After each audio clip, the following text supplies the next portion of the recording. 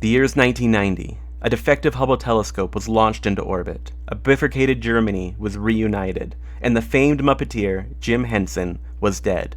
That year, roughly 600 video games were released across all platforms, and in the United States, the NES's Super Mario 3 reigned supreme. Against that backdrop, Origin Systems, who had made a name for themselves with the Ultima series, released their blockbuster space simulation game, Wing Commander.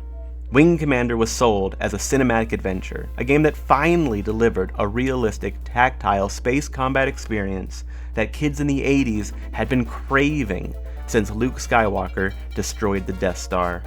It would go on to launch a decades-long franchise, spanning 10 games, 10 novels, an animated TV show starring Mark Hamill, and a 1999 live-action movie. Beyond that, it had spiritual successors in the Starlancer and Freelancer series, and more recently, the infamous Star Citizen, which has raised nearly $1 billion and is one of the most expensive video games to ever be developed.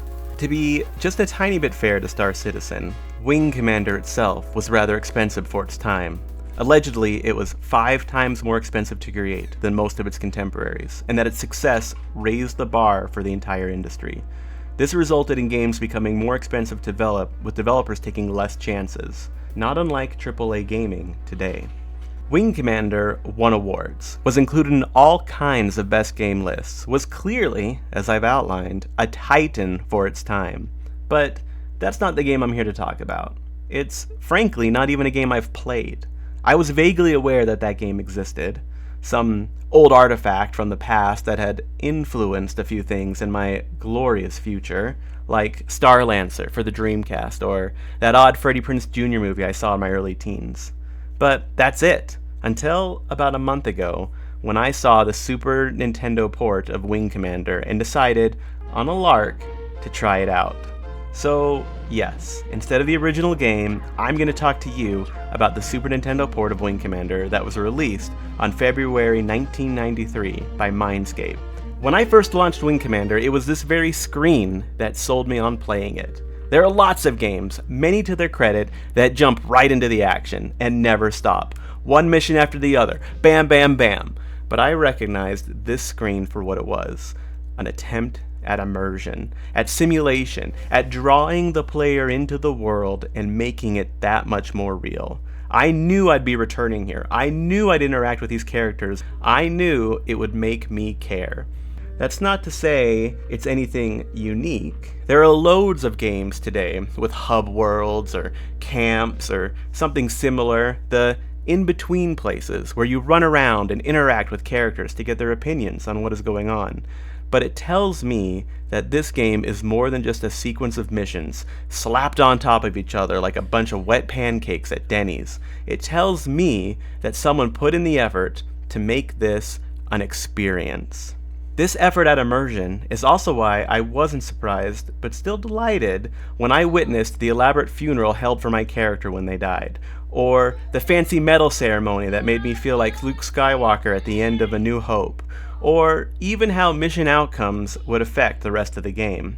All of this was communicated in that first screen. Ironically, as I researched this game, I did find one review for the Super Nintendo port in the March 1993 issue of the British magazine Superplay, where the reviewer writes, "The problem with reviewing Wing Commander is that it's one of those games that was such a hit when released, on its original format, that it's almost hearsay to say anything bad about it. But when you look at it, it isn't that good. But why? Well, there's the interactive movies aspect to deal with, this stuff mainly consisting of the adventure game style chats with fellow pilots, and the odd bridging sequence. May have been impressive at its time, but what you have here, we've seen 1,000 times before." Clearly, the reviewer wasn't a fan, and maybe at the time the gimmick was overused? I'm not really sure. I can actually see a lot of gamers uninterested in that sort of fluff, and only looking for action. But for me, it's exactly what I wanted. Cool, you say, but Dane, you handsome erudite son of a bitch. What about the gameplay? You know, the whole point of the game. First off, it's not nice to interrupt someone, so maybe take a beat and simmer yourself down, you magnificent spectator. And second, as for the game, at its core, this is, to quote the infamous Chris Roberts, World War II in space. You're a fighter pilot that launches out of a carrier with your squadron, usually a single other pilot. You dogfight other fighters, avoid asteroids, torpedo destroyers, and fly back to your carrier for medals, accolades, and an all-important sense of pride and accomplishment. To which it mostly succeeds. Early on, once I got the hang of it, I was really enjoying the dogfighting, spinning around ships, lining up shots, getting that sweet, sweet hit of endorphins when my lasers crashed against the hull of a Kilrathi fighter. When it works, it works. However, as I proceeded deeper into the game, what I'm guessing are the limitations of the Super Nintendo began to show. The reality is, the Super Nintendo is not actually capable of rendering a truly 3D environment, instead relying on the console's graphics Mode 7, which alters a background layer in ways to make it feel like what you were experiencing was 3D. All of this is to say, late game dogfights became increasingly frustrating as enemy ships broke physics and disrupted the flow of the game. Basically, an enemy ship could exist outside the physics of space. It would move to an arbitrary distance outside my range, but within its range, and it did not matter at what speed I went. If I went toward it, or if I went away from it, if I used my afterburners, or if I stood still, it would maintain that exact distance, just hanging there, outside the fabric of reality. This would result in a functional stalemate, where it was impossible for the player to do anything to dislodge the ship from its unreachable position. A related but lesser annoyance are times that the enemy ship would move blistering fast, orders of magnitude faster than the player ever could, even while afterburning, and effectively teleport past the player and out of reach. The result of this is the player could, I certainly did, find themselves in a situation where they no longer had any agency to dictate the battle. You just have to hope the enemy AI would decide to move toward you and fight up close. There are multiple times I'd waste minutes just aimlessly flying around waiting for an enemy ship to engage me. The other problem I ran into was shifting hitboxes on capital ships. As I'd approach them, they'd give me a side profile or a top-down profile, only to shift last second to a from behind profile, often after I'd fired my weapons, which would result in a total miss. It was very annoying watching an entire volley of weapons fire pass harmlessly through or past a capital ship. Next, to what I feel like is a bit of a lesser degree of annoyance, the controls felt very complicated and unintuitive. There were things I only figured out by accident relatively deep into my run, and other things like communications that I never felt comfortable enough utilizing because of the complexity, especially mid-fight. It meant that my wingman or woman would end up severely underutilized.